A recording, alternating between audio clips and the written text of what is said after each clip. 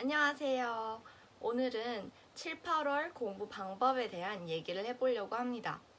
우리 7, 8월 정말 너무너무 중요한 시기예요. 왜냐하면 이제 학교랑 특히 병행하시는 분들은 지금은 드디어 온전히 내가 공부에만 집중할 수 있는 정말 황금 같은 시기입니다. 그래서 이제 길게 서론 얘기 안 하고 핵심만 바로 얘기하도록 하겠습니다. 그럼 바로 시작합니다. 먼저 전공에서 우리 챙겨야 되는 게 크게 네 가지가 있어요. 그래서 네 가지가 뭐냐면 개념서, 기출, 문풀, 그리고 진단 기준 이렇게 네 가지를 챙기셔야 됩니다. 물론 여기에 더해서 교육학도 챙기셔야 되고요. 그래서 이제 제가 어떻게 일주일 동안 이 네 가지를 다 챙기면서 일주일을 보냈는지에 대해서 얘기를 해보려고 해요. 저는 먼저 토요일 날 직강을 들었어요. 물론 이제 코로나가 심해지면서 어쩔 수 없이 인강을 들어야 하는 때도 있었지만 기본적으로는 직강이었습니다. 그래서 토요일 날 직강을 딱 가면은 그날 문제풀이 그 문제지를 받고 그 자리에서 문풀을 풀어요. 그 다음에 바로 이제 문풀 해설 강의로 들어갔습니다. 그리고 나면 이제 월요일이 됐을 때 그 문풀 내용을 복습을 했어요. 그래서 내가 틀렸던 내용 아니면은 새롭게 알게 된 내용을 확실하게 암기하기 위해서 노력했습니다. 여기에서는 이제 암기를 하면서 동시에 단권화 작업도 들어갔어요. 이제 단권화 작업은 제가 1, 2월부터 계속 해오던 건데요. 제가 앞서 올렸던 단권화 관련된 영상을 보신 분들은 아시겠지만 문풀에 나온 내용은 개념서를 이렇게 뒤적뒤적 하면서 그 어느 파트에서 문풀이 나왔었는지 개념서에 표시를 했고요.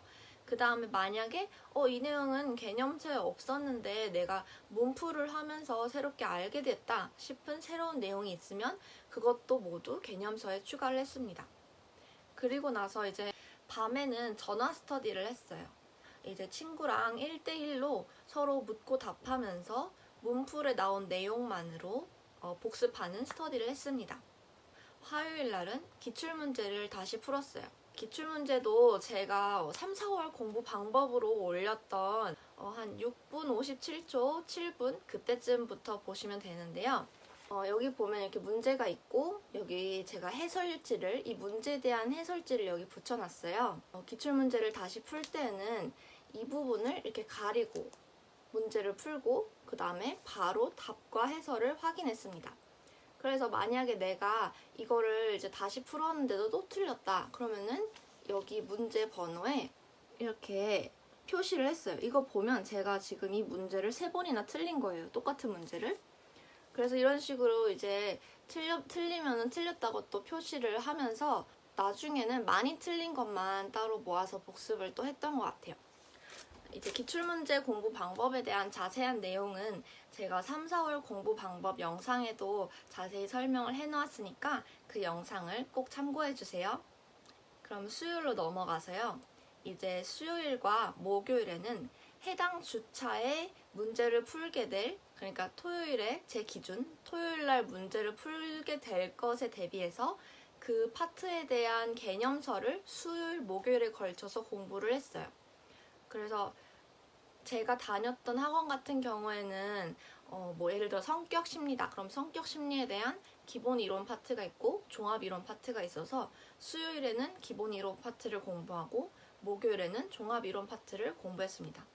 근데 이건 그냥 쉽게 말해서 그 주에 풀게 될 문풀 범위에 이제 개념서를 반으로 나눠서 수요일과 목요일에 걸쳐서 공부를 했다. 이렇게 생각하시면 될 것 같습니다. 그리고 금요일에는 그때그때 좀 융통성 있게 필요하다고 생각한 내용을 공부했어요. 때에 따라서 다른 학원 문제를 풀어보기도 했는데 사실 이거는 그렇게 큰 도움이 되진 않았던 것 같아요.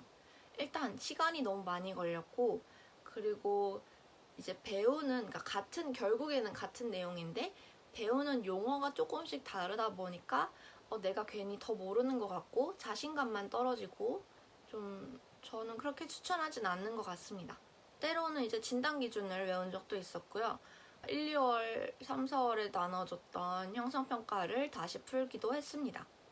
사실 금요일에 제가 누적 복습을 하고 싶었는데 시간이 너무 부족하더라고요. 그래서 이 부분은 개인적으로 조금 아쉬웠던 부분이 있어요. 그래서 이제 여러분들께서는 이런 금요일 같은 시간, 이런 여유 시간을 좀 더 지혜롭게 계획을 하셔서 사용을 하셨으면 좋겠습니다. 제가 생각해보니까 진단 기준에 대한 계획을 얘기를 안 했는데요. 진단 기준은 저희 스터디 팀원들과 상의를 해서 일주일에 얼만큼 외우자 이거를 정해가지고 매주 매일매일 조금씩 공부를 했습니다.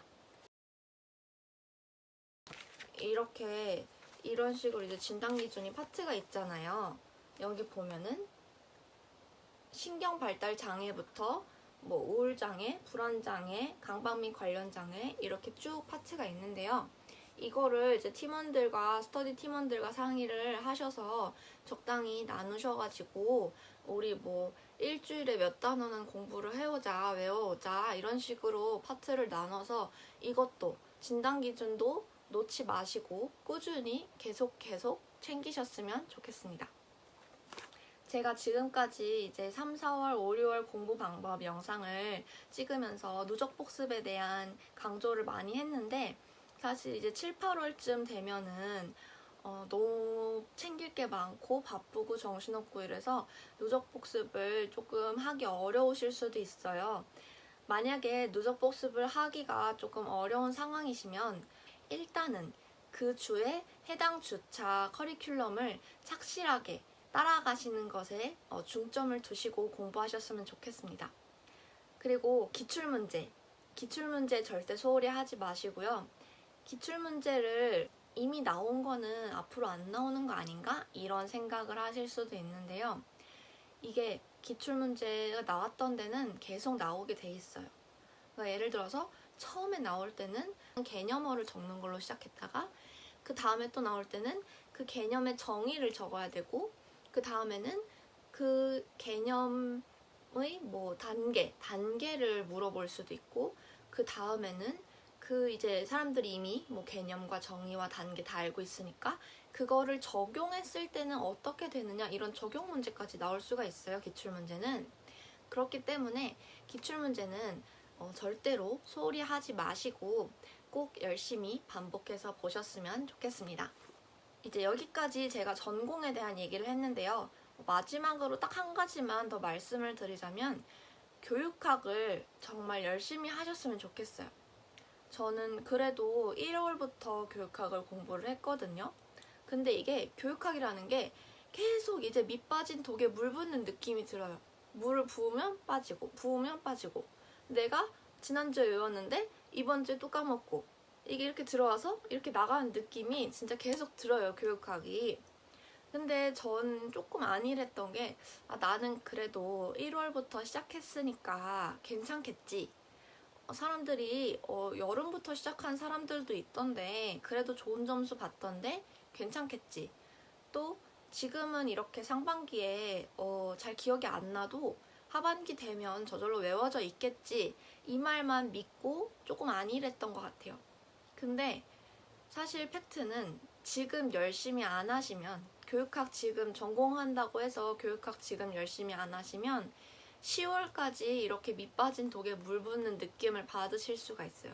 그러면 진짜 불안하고 힘들거든요.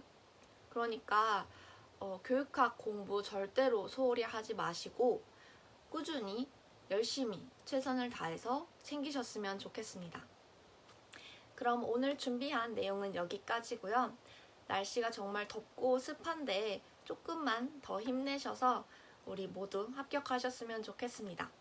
그럼 다음번에 좀 더 유익한 영상으로 돌아오도록 하겠습니다. 감사합니다.